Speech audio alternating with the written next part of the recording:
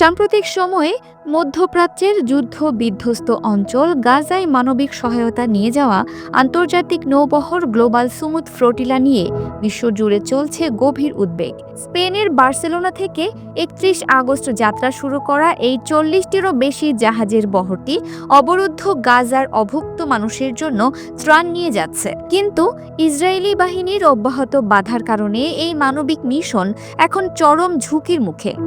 এই পরিস্থিতিতে বাংলাদেশের জনপ্রিয় ইসলামী বক্তা মিজানুর রহমান আজহারী তার আবেগঘন স্ট্যাটাসের মাধ্যমে এই উদ্যোগকে সমর্থন জানিয়েছেন। আজহারীর আবেগঘন বার্তা।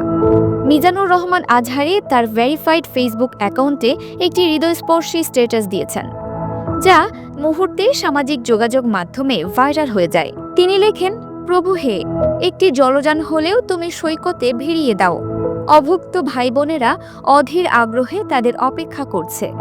তার এই বক্তব্য কেবল ফিলিস্তিনিদের প্রতি তার ব্যক্তিগত সমর্থন নয়, বরং এটি বিশ্বজুড়ে মুসলিম উম্মাহ এর পক্ষ থেকে এক গভীর মানবিক আবেদন। এই বার্তাটি প্রমাণ করে যে মানবিক সংকট মোকাবিলায় ধর্মীয় নেতারাও তাদের অবস্থান থেকে গুরুত্বপূর্ণ ভূমিকা রাখতে পারেন। ফ্লোটিলার বর্তমান অবস্থা।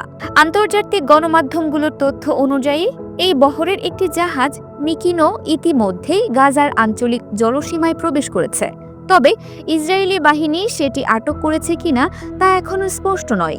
এই মুহূর্তে অন্তত ২৪টি জাহাজ কার্যকর অবস্থায় গাজার দিকে অগ্রসর হচ্ছে এবং তাদের কয়েকটি গাজার কাছাকাছি পৌঁছে গেছে। ফ্লোটিলার জাহাজগুলো ইসরায়েলি বাধার মুখেও তাদের যাত্রা অব্যাহত রেখেছে, যা প্রমাণ করে যে মানবতার প্রতি তাদের অঙ্গীকার কতটা দৃঢ়। এই অভিযানটির মূল উদ্দেশ্য হল অবরুদ্ধ গাজায় খাদ্য, ঔষধ এবং অন্যান্য জরুরি সামগ্রী সরবরাহ করা। এই মানবিক সহায়তাগুলো গাজার মানুষের জন্য খুবই গুরুত্বপূর্ণ, কারণ তারা খাদ্য ও চিকিৎসার অভাবে ভুগছে। ইসরায়েলি বাহিনীর এই বাধা আন্তর্জাতিক আইন এবং মানবিক মূল্যবোধের প্রতি চরম অবজ্ঞা প্রদর্শন করে। এই ঘটনাটি প্রমাণ করে যে গাজায় চলমান মানবিক সংকট মোকাবিলায় আন্তর্জাতিক সম্প্রদায়কে আরও ঐক্যবদ্ধ হতে হবে। ইসরায়েলের এই ধরনের আগ্রাসী পদক্ষেপ আন্তর্জাতিক আইন এবং মানবিক মূল্যবোধের প্রতি চরম অবজ্ঞা প্রদর্শন করে। আন্তর্জাতিক সম্প্রদায়ের উচিত এই ফ্লোটিলার নিরাপত্তা নিশ্চিত করতে এবং গাজায় মানবিক সহায়তা নির্বিঘ্নে পৌঁছাতে সাহায্য করা।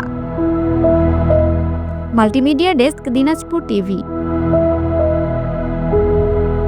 দিনাজপুর টিভি মানুষের জীবনের কথা বলে।